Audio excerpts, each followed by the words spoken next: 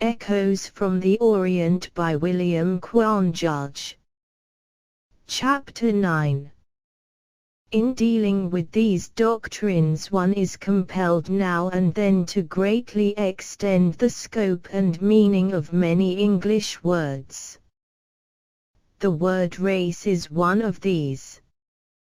In the theosophical scheme, as given out by the sages of the East, 7 great races are spoken of.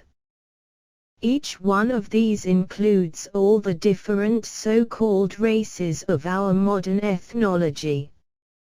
Hence the necessity for having 7 great root races, sub-races, family races, and countless offshoot races.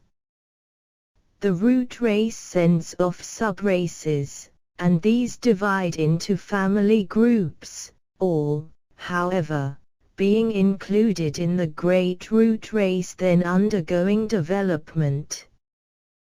The appearance of these great root races is always just when the world's development permits. When the globe was forming, the first root race was more or less ethereal and had no such body as we now inhabit. The cosmic environment became more dense and the second race appeared, soon after which the first wholly disappeared. Then the third came on the scene, after an immense lapse of time, during which the second had been developing the bodies needed for the third.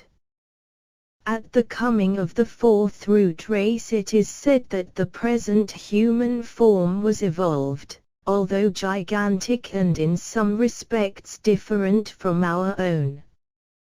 It is from this point, the fourth race, that the theosophical system begins to speak of man as such. The old book quoted by Madame Blavatsky has it in this wise: thus 2 by 2 on the 7 zones the third race gave birth to the fourth, and the first race on every zone was moon-colored, the second, yellow, like gold, the third, red, the fourth, brown, which became black with sin. Toppiard, in his _anthropology_, gives support to this, as he says that there are 3 fundamental colors in the human organism: red, yellow and black. The brown race, which became black with sin, refers to the Atlantean sorcerer race of which I spoke in my last, its awfully evil practices, both mental and physical, having produced a change in the color of the skin. The evolution of these 7 great races covers many millions of years, and it must not be forgotten that when the new race is fully evolved, the preceding race disappears, as the modes in it have been gradually reincarnated in the bodies of the new race. The present root race to which we belong, no matter what the sub-race or family we may be in, is the 5th.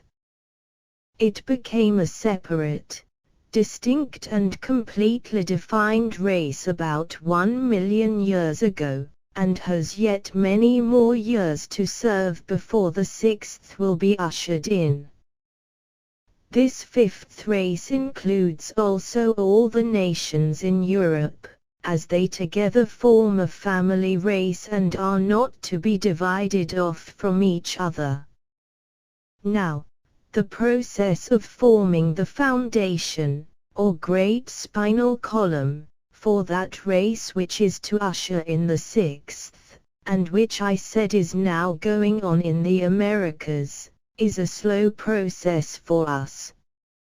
Obliged as we are by our inability to judge or to count except by relativity, the gradual coming together of nations and the fusion of their offspring over and over again so as to bring forth something new in the human line, is so gradual as to seem almost without progress.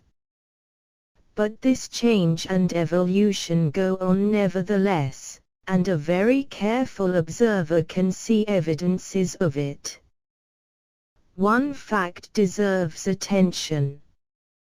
It is the inventive faculty displayed by Americans. This is not accorded much force by our scientists, but the occultist sees in it an evidence that the brains of these inventors are more open to influences and pictures from the astral world than are the brains of the older nations. Reports have been brought to me by competent persons of children, boys and girls, who were born with most abnormal faculties of speech, or memory or otherwise, and some such cases I have seen myself. All of these occur in America, and many of them in the West.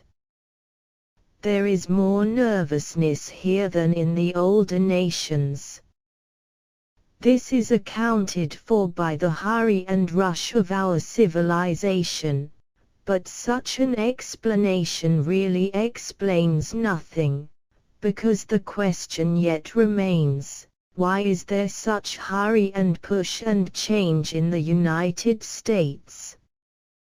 Such ordinary arguments go in a circle, since they leave out of sight the fundamental reason, so familiar to the theosophist, that it is human evolution going on right before our eyes in accordance with cyclic laws.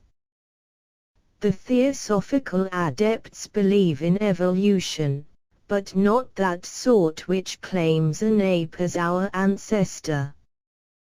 Their great and comprehensive system is quite able to account for rudimentary muscles and traces of organs found complete only in the animal kingdom without having to call a pithecoid ape our father, for they show the gradual process of building the temple for the use of the divine ego, proceeding ceaselessly, and in silence, through ages upon ages, winding in and out among all the forms in nature in every kingdom, from the mineral up to the highest.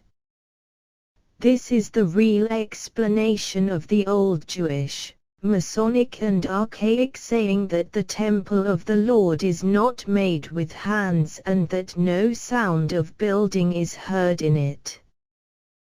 This audio file was created by Payopreta Basic. You can download it at payopreta.com.